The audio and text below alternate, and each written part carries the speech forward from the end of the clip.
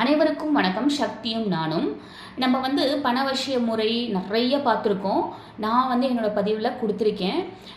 அதெல்லாம் உங்களுக்கு பயனுள்ளதாக கண்டிப்பாக இருக்கும். நம்பிக்கையோடு செஞ்சு பாருங்கள். அதே மாதிரி இன்றைக்கி நான் உங்களுக்கு ரொம்ப பிடிச்ச பெண்களுக்கு பெண்களுக்கு மட்டும் இல்லை, நிறைய ஆண்களுக்கும் பிடிக்கும்.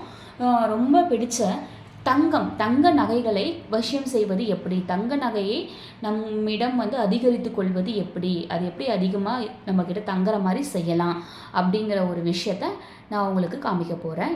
இந்த பதிவு உங்களுக்கு கண்டிப்பாக பயனுள்ளதாக இருக்கும். கண்டிப்பாக நம்பிக்கையோடு செய்யுங்க. சரி, இப்போ நீங்கள் என்ன பண்ணணும்னா, இதுக்கு தேவையான விஷயம் என்ன அப்படின்னு பார்த்தீங்கன்னா, இந்த மாதிரி ஒரு டப்பா எடுத்துக்கோங்க.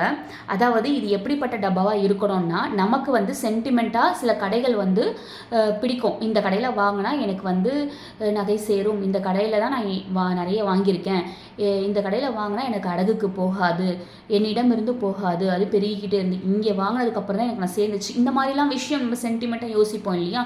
அந்த மாதிரி கடையோட ஒரு டப்பாவை எடுத்து வச்சுக்கோங்க. சரிங்களா? இந்த மாதிரி வச்சுக்கிட்டு இதில் நீங்கள் சில விஷயங்கள் போட வேண்டியது இருக்கும். என்ன அப்படின்னு பார்த்தீங்கன்னா, ஏலக்காய், ஒரு ஏலக்காய் எடுத்து போட்டுருங்க. அதுக்கப்புறமா கிராம்பு, ஒரு கிராம்பு போட்டுருங்க. அடுத்து பச்சை கற்பூரம் ஒரு துண்டு, பச்சை கற்பூரம் ஒரு துண்டு போட்டுருங்க. ஒரு கிராம்பு போட்டிருக்கீங்க, ஏலக்காய், பச்சை கற்பூரம் போட்டுருங்க. அதுக்கப்புறம் நீங்கள் போட வேண்டியது என்னென்னா, ஏதாவது ஒரு சின்ன தங்க நகை, அது மூக்குத்தியாக இருக்கலாம், கம்மலாக இருக்கலாம். சில பேர் ஒரு கம்மல் தொலைச்சிட்டு இருப்பீங்க, ஒரு கம்மல் இருக்கும். இந்த மாதிரி எது இருந்தாலும் ஏதாவது ஒரு தங்க நகை. நான் என்ன பண்ணியிருப்பேன்னா, என்னோடய பையனோட குழந்தையில எங்கள் அம்மா வாங்கி போட்டாங்க அவனுக்கு. இந்த மோதிரத்தை நான் பல வருடங்களாக அப்படியே போட்டு வச்சுருக்கேன். இந்த மாதிரி இதுக்குள்ளே வச்சுருங்க. அந்த நகை நீங்கள் எடுக்கக்கூடாது, அதுக்குள்ளேயே இருக்கிற மாதிரி வச்சுக்கோங்க. அவ்வளவுதான். இதை போட்டுட்டு அந்த டப்பாவை வச்சு மூடிட வேண்டியது தான். இந்த மாதிரி மூடிடணும். மூடிட்டு இதை அப்படியே எடுத்து நீங்கள் எங்கே நகைகள் வைப்பீங்களோ அந்த இடத்துல வச்சுருங்க. பீரோவில் எடுத்து எங்கே வைப்பீங்களோ பீரோ வைப்பீங்கன்னா பீரோவில் வைங்க, பெட்டியில் வைப்பீங்கன்னா பெட்டியில் வைங்க. அந்த மாதிரி இடத்துல இந்த டப்பாவை தூக்கி வச்சுருங்க. வச்சிங்கன்னா கண்டிப்பாக இந்த டப்பா தங்க நகைகளை ஈர்க்கும், தங்கத்தை ஈர்க்கும். நம்ம இதில் வச்சுருக்கிறதெல்லாம் ரொம்ப அதிசக்தி வாய்ந்த பொருள்களை நம்ம வச்சுருக்கோம். கண்டிப்பாக அது உங்களுக்கு நல்ல ஒரு பலனை தரும். உங்கள்கிட்ட தங்கத்தை நிறைய சேர்க்கும். முயற்சி பண்ணி பாருங்கள், செஞ்சு பாருங்கள், நம்பிக்கையோடு செஞ்சு பாருங்கள். கண்டிப்பாக எல்லாமே நன்மையே நடக்கும்.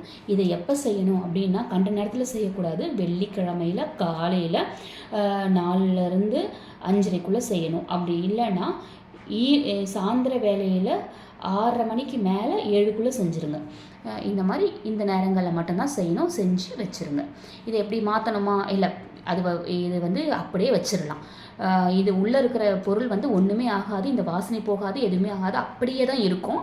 உங்களுக்கு ஒருவேளை மாற்றணும்னு நீங்கள் நினச்சிங்க, பூச்சி ஏதாவது வந்துருச்சு அப்படி ஏதாவதுன்னா வராது. அப்படி ஏதாவது ஆயிடுச்சுன்ற பட்சத்தில் நீங்கள் மாற்றிக்கோங்க. நான் இதை பல வருடங்களாக வச்சுருக்கேன். நான் இன்னும் எதுவும் மாற்றலை. சென்டிமெண்ட்டை நான் அப்படியே தான் வச்சுருக்கேன். அதனால் உங்களுக்கு எப்படி இருக்கோ அந்த மாதிரி நீங்கள் உங்களோட வசதிக்கு ஏற்ற மாதிரி செஞ்சுக்கோங்க. இந்த பதிவு உங்களுக்கு பயனுள்ளதாக இருக்கும்னு நினைக்கிறேன். கண்டிப்பாக இதை உங்களோட நண்பர்களுக்கும் ஷேர் பண்ணுங்கள், அவங்களும் பயன்பெறட்டும். நன்றி.